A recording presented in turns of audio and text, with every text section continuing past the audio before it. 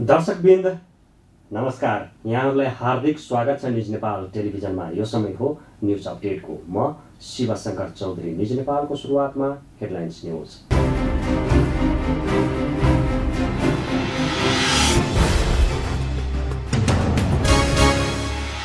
सरकारले नेपालभर कोरोना संक्रमण परीक्षणको शुल्क घटायो। एम्बुलेन्सलाई बिरामी बोक्ने बाहेक अन्य प्रयोजनमा प्रयोग गरेमा दर्ता खारिज गरिने निर्णय।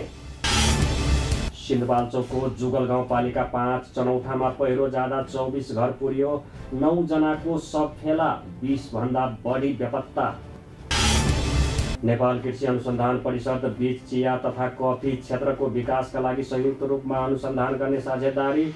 कृषिमा सहकारी र निजी क्षेत्रले तय गरेको लक्ष्यहरूलाई पूरा गर्न सदैव एकताबद्ध भएर लाग्नुपर्ने कृषि मन्त्री भुषालको धारणा। विदेशमा अलपत्र परेका नेपालीलाई अबको 1 महिनाभित्र उद्धार गर्न उपभोक्ता हित समितिद्वारा निर्देशन। विदेशमा अप्ठ्यारोमा परेका नेपालीलाई स्वदेश फर्काउन सरकारले प्रभावकारी काम नगरेको भन्दै समितिद्वारा सरकारको ध्यानाकर्षण। उद्योग व्यापार व्यवसाय सञ्चालन गर्न कठिनाई भएको भन्दै सभापति देउवालाई ज्ञापन पत्र बुझाइएको महासङ्घका अध्यक्ष नरेश कटुवालद्वारा जानकारी। व्यापार व्यवसाय निर्बाध रूपमा सञ्चालन गर्न पहल गरिदिन माग। नेपालमा आइतबार थप 1039 जनामा कोरोना पुष्टि। संक्रमितको संख्या 54,159 जना पुग्यो। थप 9 जनाको मृत्यु। कीर्तिपुरमा घरपट्टिको कुटपिटबाट मृत्यु भएका 12 कलैयाका शम्भु चौधरीको आफन्तद्वारा राष्ट्रपतिलाई ज्ञापन पत्र।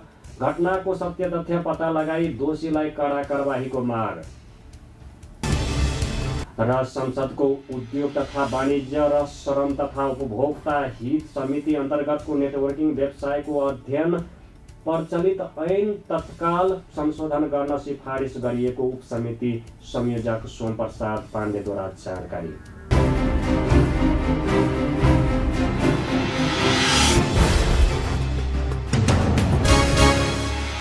अब न्युज विस्तारमा। नेपालमा आइतबार थप 1039 जनामा कोरोना पुष्टि भएको छ। देशका विभिन्न स्थानमा गरिएको परीक्षणका क्रममा 362 महिला र 674 पुरुष गरी थप 1039 जनामा कोरोना पुष्टि भएको हो। आइतबार काठमाडौँमा थप 597 जनामा कोरोना पुष्टि भएको छ। स्वास्थ्य मन्त्रालयका अनुसार काठमाडौँमा 178 महिला र 305 पुरुष गरी 483 जना, भक्तपुरमा 22 महिला र 59 पुरुष गरी 81 जना र ललितपुरमा 16 महिला र 17 पुरुष गरी 33 जनामा कोरोना पुष्टि भएको हो। यो सँगै नेपालमा कोरोना संक्रमितको संख्या 54,159 जना पुगेको छ। त्यस्तै कोरोनाका कारण थप 9 जनाको मृत्यु भएको छ भने हालसम्म कोरोनाका कारण 345 जनाले ज्यान गुमाइसकेका छन्।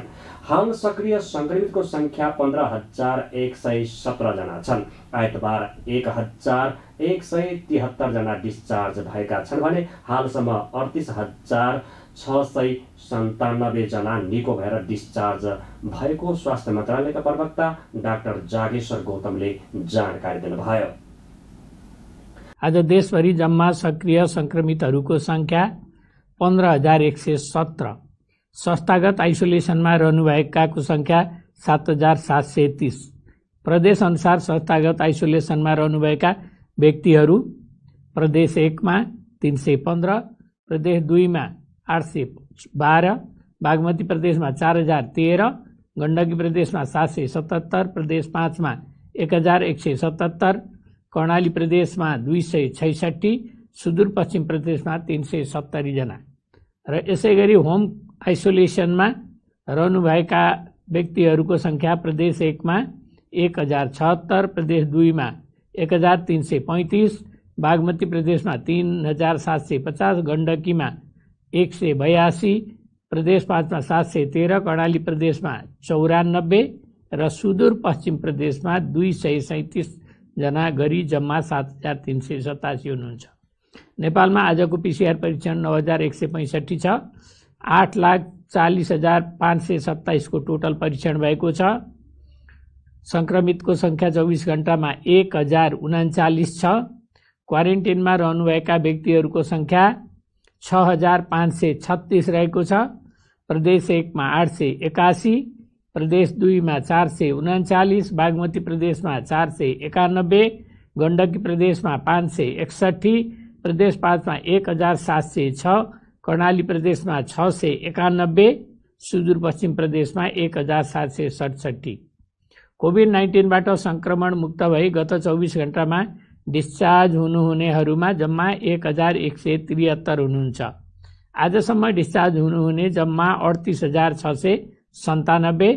प्रदेश अनुसार प्रदेश 1 मा 3,441, प्रदेश 2 मा 10,831, बागमती प्रदेशमा 7,384, गण्डकी प्रदेशमा 2,218, प्रदेश 5 मा 6,466, कर्णाली प्रदेशमा 2,486, सुदूरपश्चिम प्रदेशमा 5,871 जना हुनुहुन्छ।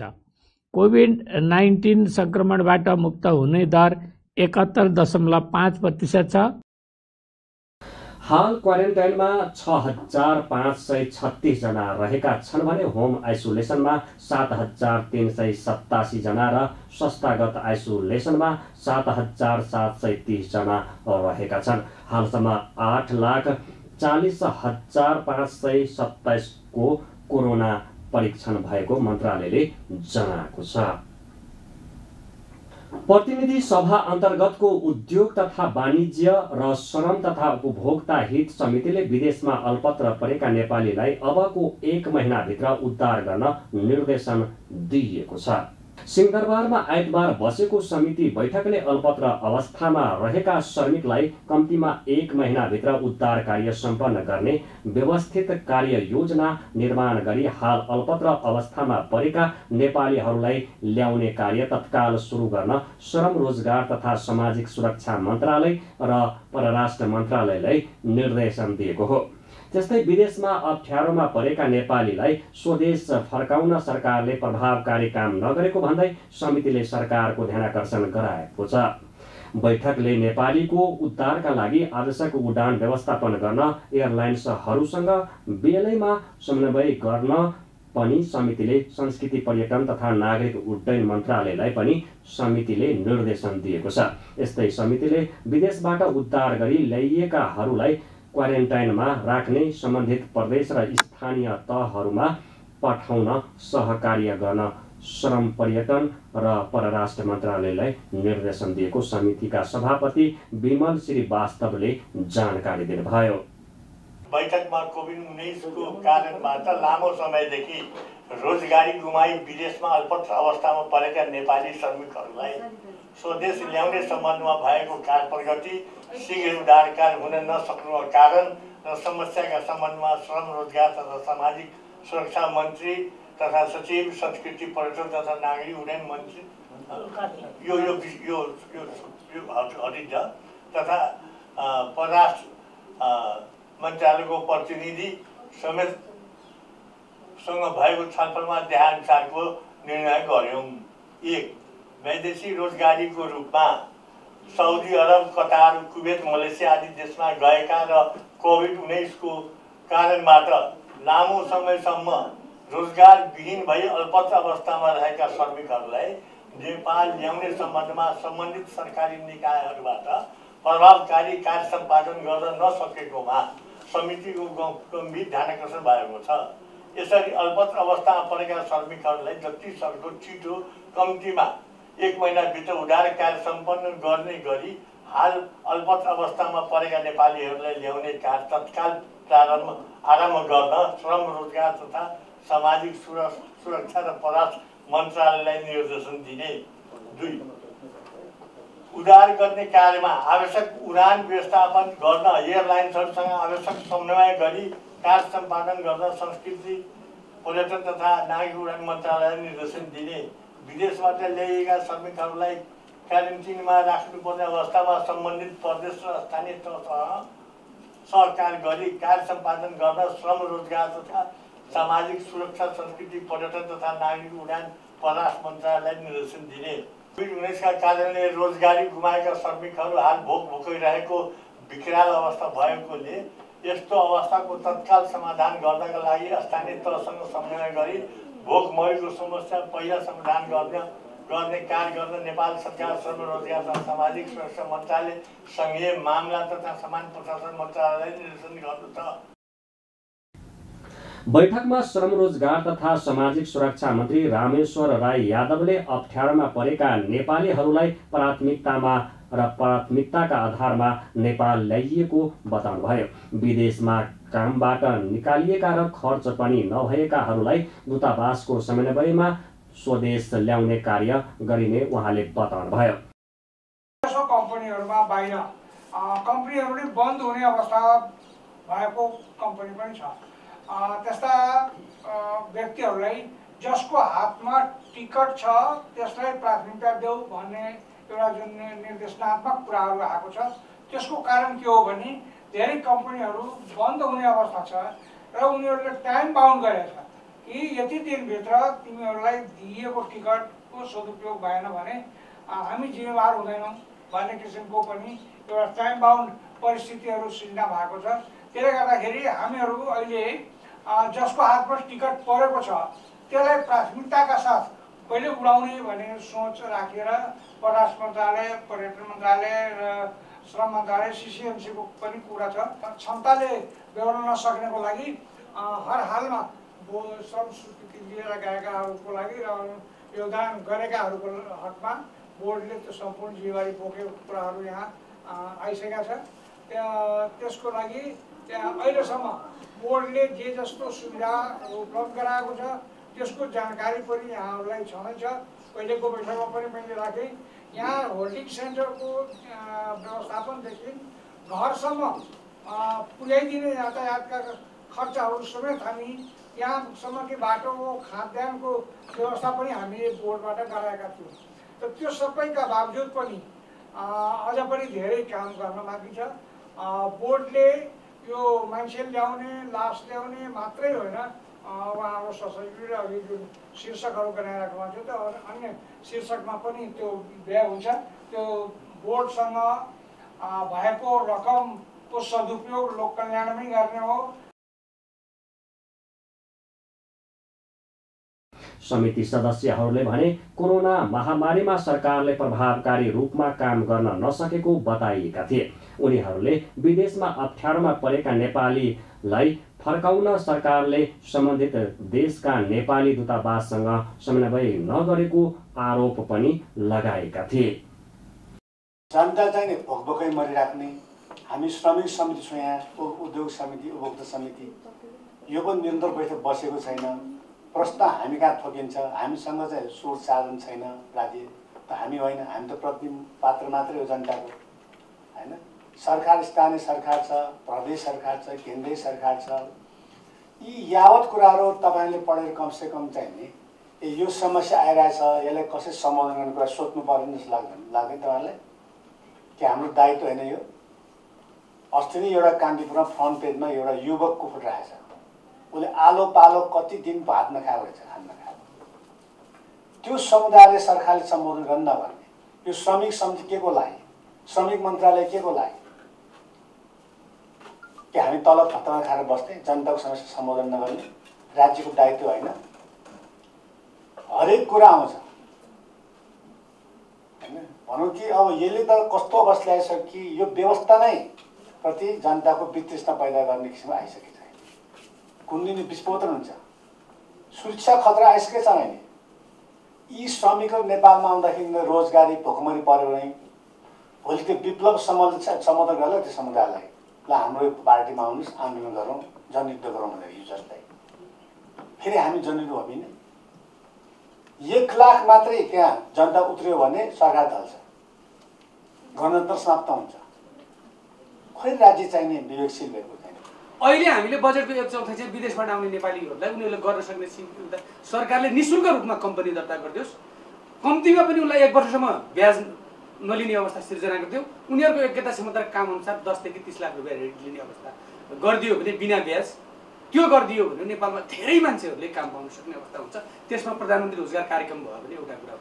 त्योभन्दा अझ फेरि महत्त्वपूर्ण कुरा के छ भने अघि मान्य बिन्दा पाण्डेले पनि भन्नुभयो, विदेशका मजदुर हामी स्वदेशमा फर्काउँदैछौँ।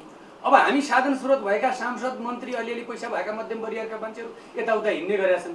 अब दैनिक सिमेन्ट बोक्ने, रड बोक्ने, बालुवा बोक्ने ड्राइभर, कन्डक्टर, खलासी न उनीहरू पैसातिर पिसिआर चेक गर्न सक्छन्, न दिनभरि काम गरेर बेलुका आफ्नो ग्यास चुलो बाल्ने मान्छेहरूको अवस्था नाजुक छ। त्यसका बारेमा सरकारले सूचीकृत गर्नु पर्यो। त्यो सूचीकृत गरेर हामीले अलिकति मात्रै काम गऱ्यौँ भने के अरे श्रम मन्त्रीज्यूलाई मात्र होइन कि सरकारलाई नै अर्को चुनावमा सजिलै फेरि पनि बहुमत आउन सक्ने वातावरण बन्छ। त्यसमा मान्य मन्त्रीज्यूको गम्भीर ध्यान जाओस्। अर्को कुरा, यो 800 हरेक दिन ल्याउने भनेका छौँ। अस्ति अब पर्यटन मन्त्रीज्यूले त्यो कुरा रियलाइज गर्नुभयो, मिडियामा नै उहाँले रियलाइज गर्नुभएको छ, महत्त्वपूर्ण मिडियामा नै। तर सरकारलाई क्षमा दिने, सरकारलाई गल्ती गर्ने चाहिँ जनताले 5 वर्षका निम्ति मैले गल्ती गरेँ भन्ने कुरा, गल्ती भनेको सरकारले के भने सरकार छोड्ने कुरा हो। उहाँले पाकिस्तान पुगेपछि प्लेन थाहा पायौँ भन्नुभयो, त्यो कुरा अब के अरे एउटा स्याडोमा परिसक्यो। 800 मान्छेलाई नेपालमा ल्याएर कहाँ राख्ने? बैठकमा परराष्ट्र मन्त्रालयका सहसचिव हरिश चन्द्र घिमिरेले विदेशमा अल्पत्रको संख्या अझै पनि 68,000 भन्दा बढी रहेको बताउनुभयो। राष्ट्रिय चिया तथा कफी विकास बोर्ड र नेपाल कृषि अनुसन्धान परिषद बीच चिया तथा कफी क्षेत्रको विकासका लागि संयुक्त रूपमा अध्ययन अनुसन्धान गर्ने साझेदारी भएको छ। कृषि मन्त्रालयमा आइतबार परिषदका कार्यकारी निर्देशक डाक्टर दीपक भण्डारी र बोर्डका कार्यकारी निर्देशक डाक्टर विष्णु प्रसाद भट्टराईले समझदारी पत्रमा हस्ताक्षर गर्नुभएको हो। समझदारी अनुसार बोर्ड र परिषदले नेपाली माटो तथा हावापानी सुहाउँदो चिया तथा कफी उत्पादन तथा प्रशोधन प्रविधिको विकास गर्न अनुसन्धानात्मक कार्यहरूले गर्नेछन्। चिया तथा कफीको अनुसन्धान तथा विकासका लागि प्रयोगशाला निर्माण तथा आवश्यक पूर्वाधार तयार गर्ने, अनुसन्धानका निष्कर्षहरूको प्रसार कार्य आदिको संयुक्त रूपमा खोजी गरी कार्यान्वयन र सहकार्य गर्ने साझेदारी पत्रमा उल्लेख छ। कार्यक्रममा कृषि मन्त्री घनश्याम भूषालले आफू पपुलिस्ट बन्नका लागि काम नगर्न सुझाव दिनुभयो। उहाँले वास्तविक अनुसन्धान र समस्या पहिचान गर्नमा केन्द्रित हुन निर्देशन दिनुभयो। र म त्यो पपुलर एकदम तत्काल देखाउने नाममा पपुलिस्ट एउटा देखाउनका लागि काम गर्नुहोस् भन्दैन, त्यस्तो बरु नगर्नुहोस्। यसलाई के व्यवस्था हो, आधारभूत यसका कारणहरू के हुन्, त्यसलाई समाधान गर्नका लागि कसरी काम गर्न सकिन्छ भन्ने कुरा हामीले अहिले व्यवस्था बनाउने हो। मैले त कृषिको व्यवस्था नयाँ आजको लोकतान्त्रिक गणतन्त्रको कृषि कस्तो हुन्छ भन्ने हामीले बनाएकै छैनौँ। वास्तवमा यही भन्ने गरेका छु। राजाले आफ्नो बनाएका थिए, बिचमा हाम्रो एउटा खास एउटा परिस्थितिमा त्यो खालको बन्यो। अहिले त लोकतान्त्रिक गणतन्त्र, समाजवाद उन्मुख, समृद्धि उन्मुख यो मुलुकको कृषि कस्तो हुन्छ भन्ने हो। यसभित्र हाम्रो चिया कफी कसरी विकास गर्ने हो भन्ने कुरा राख्यौँ भने हाम्रो लक्ष्य पनि प्रष्ट हुन्छ, गतिविधि पनि प्रष्ट हुन्छ र हाम्रा सबै क्षेत्रका त्यो सार्वजनिक, सहकारी, निजी यी सबै क्षेत्रका दायित्वहरू पनि निश्चित हुन्छन् भन्ने मलाई लाग्छ। यसका लागि म शुभकामना दिन्छु। यहाँहरू आउनुभयो, प्रबुद्ध मानिसहरू आउनुभएको छ, यस क्षेत्रका असाध्य दिग्गजहरू आउनुभएको छ, म उहाँहरूलाई स्वागत गर्छु र तपाईँहरूको साथ समर्थन यी हाम्रो यो चिया कफी विकासको अनुसन्धानमा, यसको विकासमा यी दुईटै क्षेत्रमा तपाईँहरूको रहेको छ। तर फेरि पनि हामी धेरै पछाडि छौँ, यसर्थ यसलाई कसरी अगाडि बढाउने भनेर सबैले ख्याल गरौँ।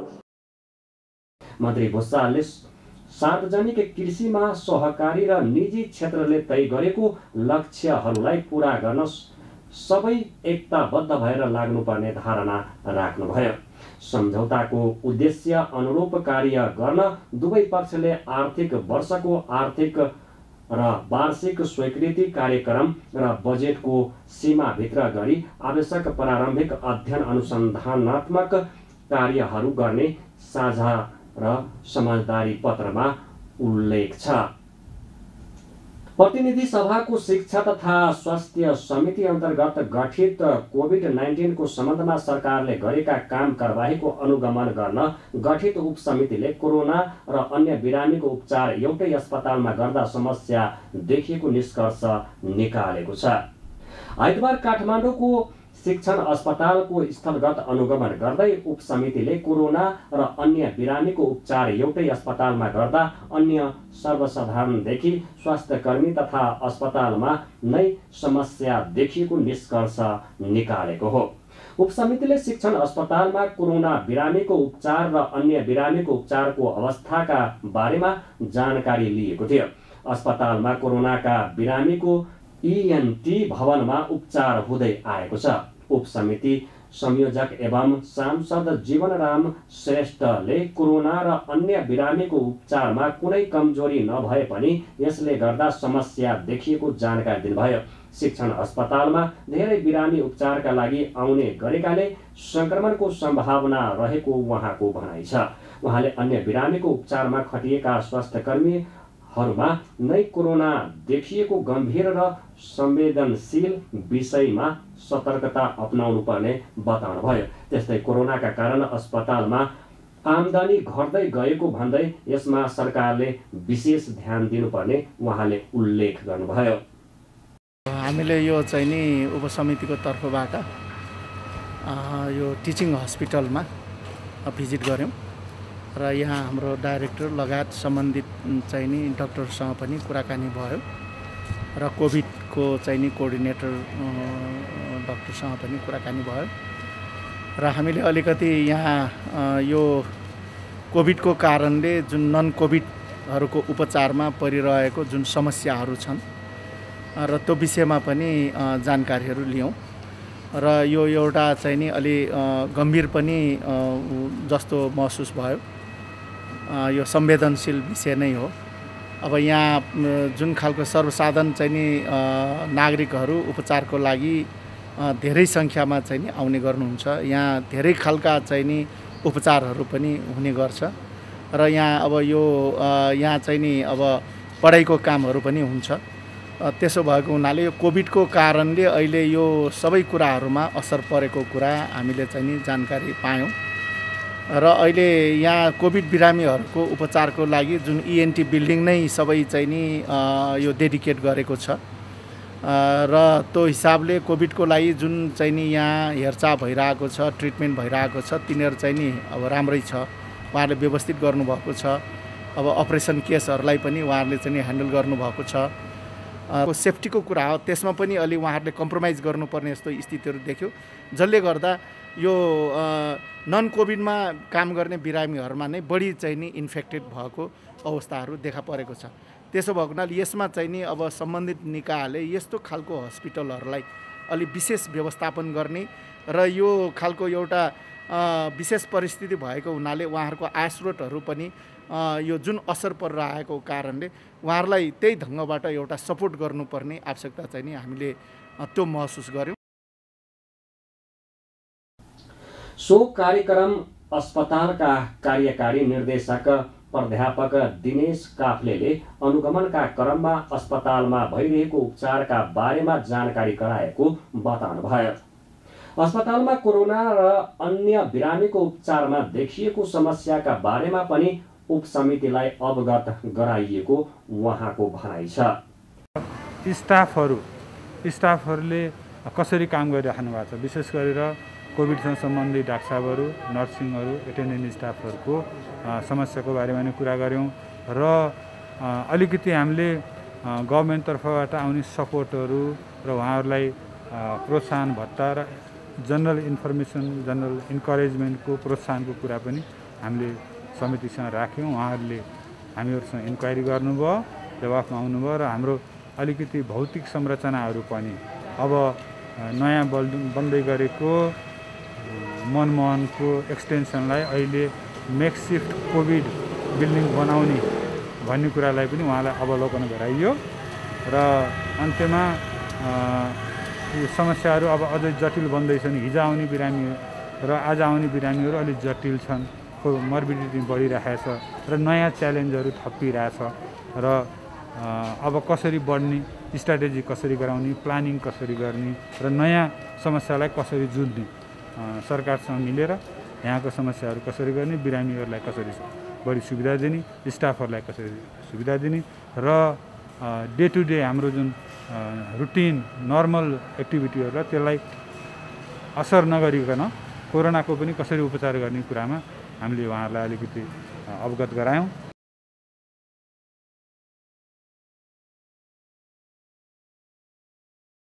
कोरोनाको उपचारका लागि सरकारले गरेका काम कारबाहीको बारेमा उपसमितिले विभिन्न अस्पताल र आइसोलेसनमा पुगी स्थलगत अनुगमन गरिरहेको छ। अनुगमन सकिएपछि केही दिनमै समितिलाई अध्ययन प्रतिवेदन बुझाइने संयोजक श्रेष्ठले बताउनुभयो। सरकारले नेपालभर कोरोना संक्रमण परीक्षणको शुल्क घटाइएको छ। स्वास्थ्य मन्त्रालयका प्रवक्ता डाक्टर जागेश्वर गौतमले अबदेखि सरकारी र निजी सबै ल्याबमा 2000 रुपैयाँमा PCR टेस्ट हुने जानकारी दिनुभयो। रिएजेन्ट र अन्य सामान्यको मूल्य घटेको आधारमा नयाँ मूल्य निर्धारण गरिएको उहाँले बताउनुभयो। यसअघि सरकारले सुरुमा PCR परीक्षणको शुल्क 5500 तोकिएको थियो भने त्यसपछि घटाएर 4000 रुपैयाँ बनाएको थियो। त्यस्तै बङ्गलादेशबाट आएको रेमडेसिभिर औषधि नेपाल स्वास्थ्य अनुसन्धान परिषदको निर्देशिका अनुसार रेमडेसिभिर प्रयोग गर्न सूचीकृत बाहेकका अस्पतालहरूमा बिरामीको चाप हेरेर वितरण गर्ने र त्यसको सम्पूर्ण विवरण परिषदले मन्त्रालयमा पेश गर्नुपर्ने प्रवक्ता गौतमले जानकारी दिनुभयो। अन्तर्राष्ट्रिय र राष्ट्रिय बजारमा रियल टाइम यो PCR टेस्ट सम्बन्धी यसको शुल्क चाहिँ पुनरावलोकन गरिएको छ। बजारमा रिएजेन्ट र अन्य सामानहरूको मूल्य घटेको आधारमा यो संशोधन गरिएको हो। कोभिड-19 को PCR परीक्षण शुल्क सबै प्रयोगशाला, सबै भन्नाले पब्लिक प्राइभेट, सरकारी निजी सबै प्रयोगशालाको लागि शुल्क सबै शुल्क सहित अधिकतम रु 2000 रुपैयाँ तोकिएको छ। र अर्को बङ्गलादेशबाट प्राप्त भएको रेमडेसिभिर औषधि नेपाल स्वास्थ्य अनुसन्धान परिषदको निर्देशिका अनुसार रेमडेसिभिर प्रयोग गर्न सूचीकृत भएका अस्पतालहरूमा बिरामीको चाप अनुसार वितरण गर्ने र त्यसको सम्पूर्ण विवरण नेपाल स्वास्थ्य अनुसन्धान परिषदले प्राप्त गरी मन्त्रालयमा पेश गर्ने निर्णय भएको छ। र हामीले हाल मात्रै 5000 भाइल रेमडेसिभिर इन्जेक्सन प्राप्त गरेका छौं। हालै 5000 फाइल रेमडेसिभिर प्राप्त गरेको उहाँले बताउनुभयो। त्यस्तै प्रवक्ता गौतमले एम्बुलेन्सलाई बिरामी बोक्ने बाहेक अन्य प्रयोजनमा प्रयोग गरेमा दर्ता खारिज गरिने निर्णय भएको बताउनुभयो। सिन्धुपाल्चोकको 12 विषय नगरपालिका 7 धुमथाङको नागपुजे र भिरकोट तथा जुगल गाउँपालिका 5 चनौटेमा पहिरो जाँदा 24 घर पुरिएको छ। गए रातिदेखि परेको अविरल वर्षाका कारण गएको पहिरोमा परि नागपुजेको 6 घर, भिरखर्कको 12 घर र चनौटेको 8 घर गरी 24 घर पुरिएको हो। नागपुजे र भिरखर्कमा पहिरो जाँदा अहिलेसम्म 9 जनाको शव फेला परेको छ भने 20 भन्दा बढी बेपत्ता भएका छन्। नागपुजेमा स्थानीय सशस्त्र प्रहरी, नेपाल प्रहरीले बेपत्ता भएको र भएकालाई खोजी गरिरहेका छन्। यसैबीच सभामुख अग्नि सापकोटा आइतबार सुरक्षाकर्मी सहित घटनास्थल पुगेर स्थानीयको अवस्था र उद्धार कार्यबारे जानकारी लिनुभएको छ। उहाँले पहिरो आउनुको कारण र थप जोखिमको अवस्थाबारे स्थानीय जनप्रतिनिधिसँग छलफल गर्नुभएको थियो। संसदको उद्योग तथा वाणिज्य र श्रम तथा उपभोक्ता हित समिति अन्तर्गतको नेटवर्किङ व्यवसाय अध्ययन उपसमितिले प्रचलित ऐनमा तत्काल संशोधन गर्न सिफारिस गरेको छ। सिंहदरबारमा आइतबार बसेको समिति बैठकमा उपसमिति संयोजक सोमप्रसाद पाण्डेले यस्तो व्यवसाय सञ्चालन गर्न दिने विषयमा प्रदेश र स्थानीय सरकारको भूमिका के हुने, ठगी मुद्दामा कुन कुन ऐन आकर्षित हुने जस्ता विषयलाई प्रश्न पार्ने गरी प्रचलित ऐनमा तत्काल संशोधन गर्न सिफारिस गरिएको जानकारी दिनुभयो। वस्तुको प्रत्यक्ष बिक्री गर्ने ऐन 2074 र नियमावली 2076 भन्दा बेगर मुलुकी अपराध संहिता ऐनको परिच्छेद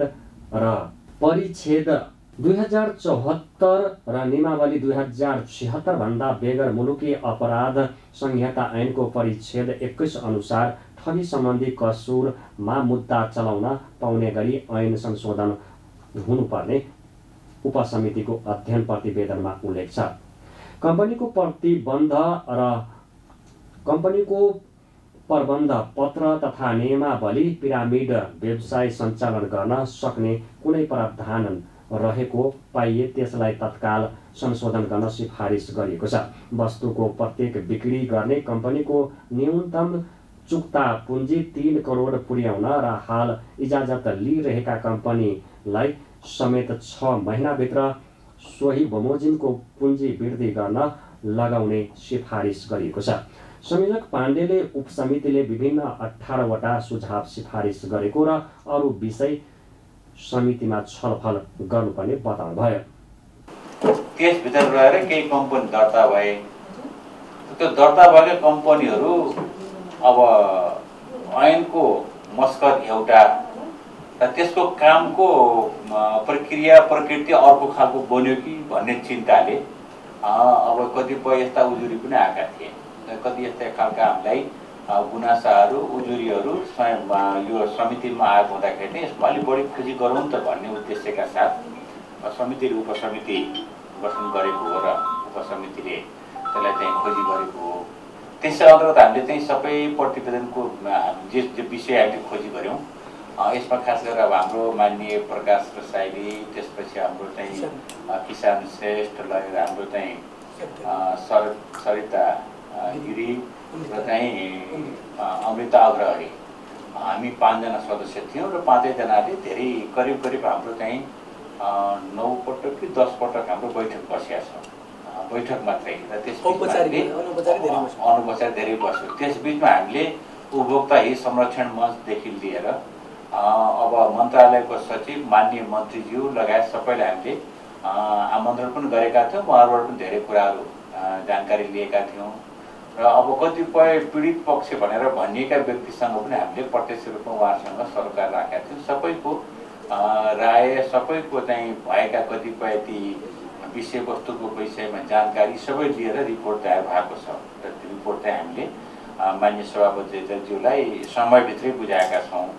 अब म अरू धेरै कुरा त अब रिपोर्टमै हुँदाखेरि रिपोर्टको कन्टेन्टको बारेमा मैले व्यक्त गर्नु पर्दैन, तर अब यस विषयमा हामी अरू थप छलफल अब पूर्ण बैठकमै गर्ने हुँदाखेरि प्रतिवेदन त उपसमितिको त के भनौँ खोजी गरेको विषय लिएर आएर समितिमा राख्ने हाम्रो प्रक्रियामा अब यो मूल समिति अथवा चाहिँ पूर्ण समितिले नै यस विषयमा अरू थप कुराहरू गर्न सक्ने र त्यसको विषयमा छलफल चलाउने राखेको चाहिँ अब माननीय सभापतिज्यूले नै अब हामीले पेश गरेको प्रतिवेदन कसरी अगाडि बढ्ने भन्ने विषयमा माननीय सभापतिज्यूबाटै अब जे निर्देश हुन्छ त्यही खालको अहिले समिति अगाडि बढ्नेछ। उपसमितिले स्वदेशमै सहज उत्पादन हुने वस्तुहरू समेत विदेशबाट आयात गरी बिक्री वितरण हुन सक्ने भन्दै यसमा कडाइका साथ अनुगमन गर्नुपर्ने जनाएको छ। सरकारले प्रत्यक्ष बिक्रीका नाममा नेटवर्किङलाई इजाजत दिएपछि उद्योग तथा वाणिज्य र श्रम तथा उपभोक्ता हित समितिले सांसद सोमप्रसाद पाण्डेको संयोजकतामा 5 सदस्यीय उपसमिति गठन गरेको थियो। उपसमितिले पूर्ण समितिमा प्रतिवेदन पनि बुझाइएको छ। नेपाल राष्ट्रिय व्यवसाय महासंघले आवश्यक सुरक्षा सतर्कता अपनाई उद्योग व्यापार व्यवसाय निर्बाध रूपमा सञ्चालन गर्न पाउनका लागि पहल गरिदिन माग गर्दै नेपाली काङ्ग्रेसका सभापति शेरबहादुर देउवालाई ज्ञापन पत्र बुझाएको छ। लामो समय बन्दाबन्दी भए पनि निजी क्षेत्रका लागि सरकारले ठोस राहतका योजनाहरू नल्याइएको र उद्योग व्यापार व्यवसाय सञ्चालन गर्न कठिनाई भएको भन्दै महासंघले आइतबार देउवा निवास बुढा लीलकण्ठ पुगी ज्ञापन पत्र बुझाइएको हो। व्यवसाय पूर्ण रूपमा बन्द हुँदा बैंकको 100 तथा ब्याज घर भाडा, श्रमिकको पारिश्रमिक लगायत भुक्तानी गर्न समेत नसकिएको अवस्था रहेकाले आफ्नो मागबारे जानकारी गराइदिन काङ्ग्रेस सभापति देउवालाई ज्ञापन पत्र बुझाएको महासङ्घका अध्यक्ष नरेश कटुवालले जानकारी दिनुभयो। लकडाउन तथा निषेधाज्ञा अवधिभरको बैंक तथा सहकारी संस्थाहरूको ब्याज दरमा विशेष छुट हुनुपर्ने, सो अवधिको व्यापार व्यवसाय तथा औद्योगिक क्षेत्रको घर भाडामा सरकारी स्तरबाट उचित राहतको व्यवस्थापन हुनुपर्ने साथै भाडा दर वैज्ञानिक हुनुपर्ने, मासिक भ्याट तथा अन्य कर तिर्ने समय अवधि थप गरी विलम्ब शुल्क तथा जरिवाना छुट हुनुपर्ने लगायतका आफूहरूको माग रहेको अध्यक्ष कटुवालले जानकारी दिनुभयो। हामी नेपाल राष्ट्रिय व्यवसायी महासङ्घले यो अघिल्लो दिन 2 दिन अगाडि हाम्रो नेपाल राष्ट्रिय व्यवसायी महासङ्घको एउटा सचिवालयको बैठक बस्यो र भर्खरै यो चाहिँ अहिले भएका विभिन्न कुराहरूलाई चाहिँ लिएर के गर्ने भन्ने विषयमा हामीले चाहिँ एउटा छलफल गऱ्यौँ र त्यसको एउटा निचोड आयो। र हिजो मात्रै हामी नेकपाको चाहिँ प्रवक्ता नारायण काजी श्रेष्ठज्यूलाई नेपाल राष्ट्रिय व्यवसायी महासङ्घले अहिलेसम्म चाहिँ दुःखमा परेको विभिन्न कुराहरूलाई सहितको एउटा ज्ञापन पत्र हिजो नेकपाको अब अहिले 2/3 सरकार जसले चाहिँ सञ्चालन गरिरहेको छ उहाँको प्रवक्ता मार्फत हामीले पठाएका छौँ भने आज हामी नेपाली काङ्ग्रेसका अब सभापति शेरबहादुर देउवाजीलाई भर्खरै हामीले भेटेर आएका छौँ। अहिले हाम्रा विभिन्न समस्याहरू रहेको छ र ती समस्याहरूको चाहिँ जोरदार माग गर्दै हामीले एउटा ज्ञापन पत्र बुझाएका छौँ र उहाँलाई हामीले भर्खरै ज्ञापन पत्र बुझाएर उहाँले सिधै प्रधानमन्त्रीज्यूलाई सम्पर्क गरेर तपाईँहरूका मागहरू, तपाईँहरूका दुःख परेका कुराहरूलाई चाहिँ हामी सम्बोधन गराउँछौँ भन्नुभएको छ। हामीले मागहरूमा चाहिँ हामीले अहिले 10 महिनादेखि केरुङ नाकामा हाम्रो 1200 कन्टेनर मालवस्तुहरू थन्किएको छ। नजिकै चाहिँ चाडपर्व छ, 1200 कन्टेनर मालवस्तुहरू हाम्रो त्यहाँ रहेको छ र त्यहाँबाट ल्याउनका लागि कूटनैतिक पहल गर्नुपर्छ भनेर हामीले परराष्ट्र मन्त्रालयलाई विभिन्न निकायहरूलाई पटक पटक ध्यान आकर्षण गरायौँ तर त्यहाँबाट पनि सही ढङ्गले एउटा चाहिने त्यो भएन। त्यस कारणले गर्दाखेरि अहिले एकदमै गाह्रो परेको स्थिति त्यो एउटा छ। अर्को भनेको अहिले यो लकडाउन बन्दाबन्दी अवधिभरको घर भाडा, ब्याङ्कको ब्याज दर हामीलाई तिर्नलाई अत्यन्त गाह्रो भएको छ। त्यस कारणले यसको पनि सरकारको तर्फबाट चाहिँ यसलाई पुरै मिना गरिनुपर्छ भनेर हामीले भनेका छौँ। अर्को भनेको उद्योग र व्यापार व्यवसाय सञ्चालन गर्नका लागि झन् बिना धितो चाहिँ अब यहाँ ऋण पाउने स्थिति छैन। ब्याङ्कहरूमा अत्याधिक तरलता भइरहेको बेलामा हामीले बिना धितो ऋणहरू उपलब्ध हुनुपर्छ, उद्योग बचाउनुपर्छ, व्यवसाय बचाउनुपर्छ भने बिना धितो ऋणको उपलब्ध गराउनुपर्छ भनेर भनेका छौँ।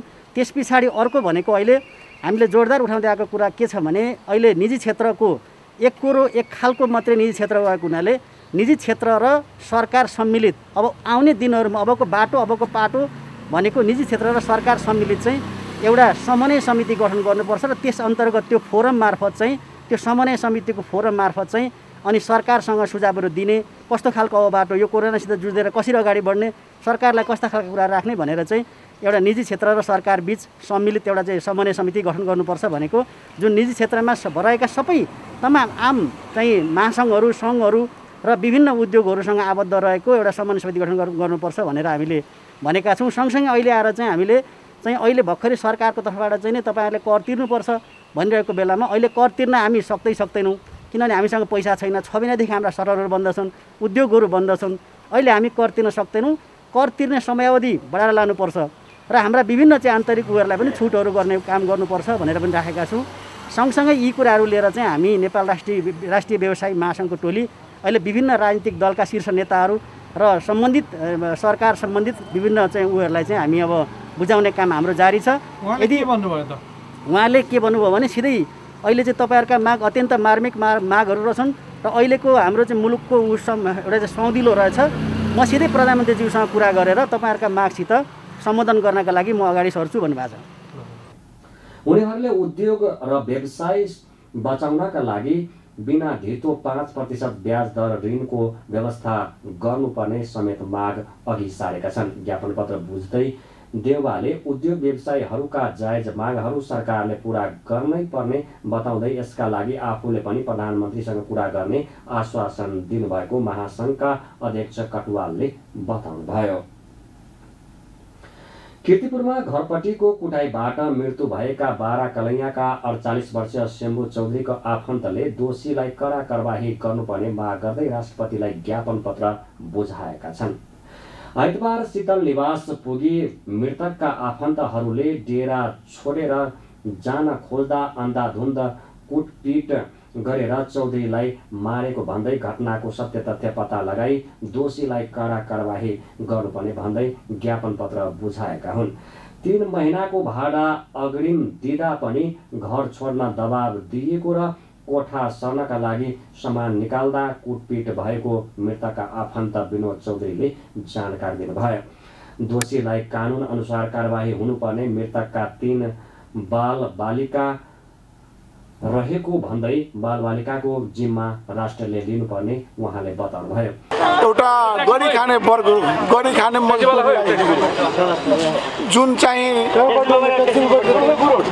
कीर्तिपुरमा कीर्तिपुरका घरपेटीले जघन्य हत्या गरिएको छ, जसको 3 महिनाको भाडा एडभान्स स्वरूपको भाडा पनि चुक्ता गरिसकेपछि ल ठिक छ, कोठा खाली गर्नु पर्यो भने म 1 हप्तामा खाली गरिदिन्छु।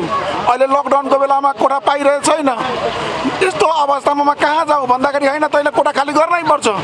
14 महिनादेखि बसोबास गरेको बेलादेखि अहिले चाहिँ लकडाउनको बेला खाली गर भनेपछि ल ठिक छ म कोठा खोज्छु। कोठा खोज्ने बेलामा ल आज सर्छु भनेपछि सामान झिक्ने बेलामा त्यो ठुलो मान्छे बनेको भनेर चाहिँ उसको बुवाउलाई लातका लातले र रडले हानेर बाउलाई हत्या गरिदियो त्यही र हस्पिटलमा गइसकेपछि मृत्यु घोषणा भयो होइन।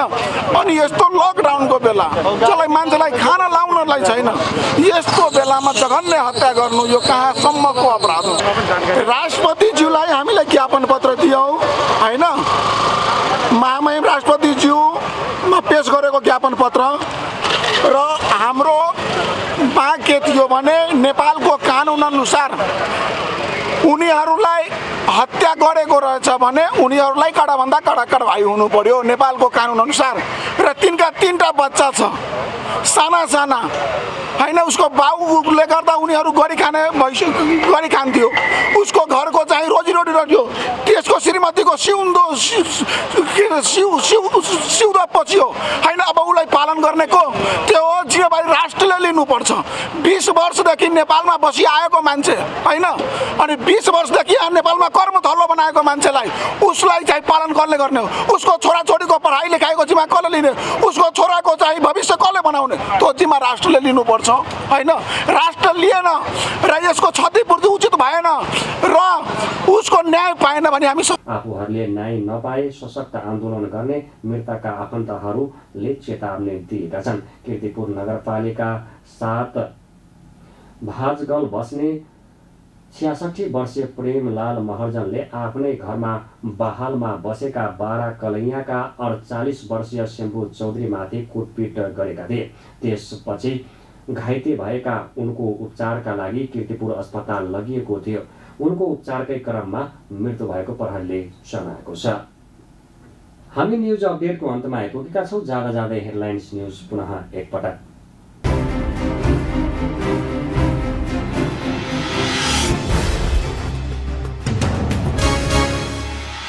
सरकारले नेपालभर कोरोना संक्रमण परीक्षणको शुल्क घटायो। एम्बुलेन्सलाई बिरामी बोक्ने बाहेक अन्य प्रयोजनमा प्रयोग गरेमा दर्ता खारिज गरिने निर्णय। सिन्धुपाल्चोकको जुगल गाउँपालिका 5 चनौठामा पहिरो जाँदा 24 घर पुर्यो। 9 जनाको शव फेला, 20 भन्दा बढी बेपत्ता। नेपाल कृषि अनुसन्धान परिषद बीच चिया तथा कफी क्षेत्रको विकासका लागि संयुक्त रूपमा अनुसन्धान गर्ने साझेदारी।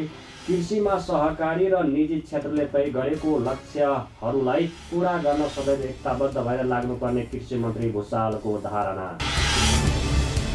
विदेशमा अल्पत्र परेका नेपालीलाई अबको 1 महिनाभित्र उद्धार गर्न उपभोक्ता हित समितिद्वारा निर्देशन। विदेशमा अप्ठ्यारोमा परेका नेपालीलाई स्वदेश फर्काउन सरकारले प्रभावकारी काम नगरेको भन्दै समितिद्वारा सरकारको ध्यानाकर्षण।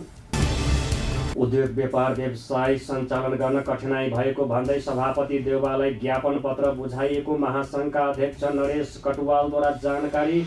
व्यापार व्यवसाय निर्बाध रूपमा सञ्चालन गर्न पहल गरिदिन माग।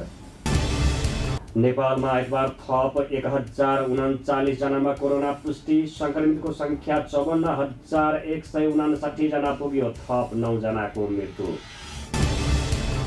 कीर्तिपुरमा घरपट्टिको कुटपिटबाट मृत्यु भएका 12 कलैयाका शम्भु चौधरीको आफन्तद्वारा राष्ट्रपतिलाई ज्ञापन पत्र। घटनाको सत्य तथ्य पत्ता लगाई दोषीलाई कडा कारबाहीको माग। र संसदको उद्योग तथा वाणिज्य र श्रम तथा उपभोक्ता हित समिति अन्तर्गतको नेटवर्किङ व्यवसायको अध्ययन प्रचलित ऐन तत्काल संशोधन गर्न सिफारिस गरिएको उपसमिति संयोजक सोमप्रसाद पाण्डेद्वारा जानकारी।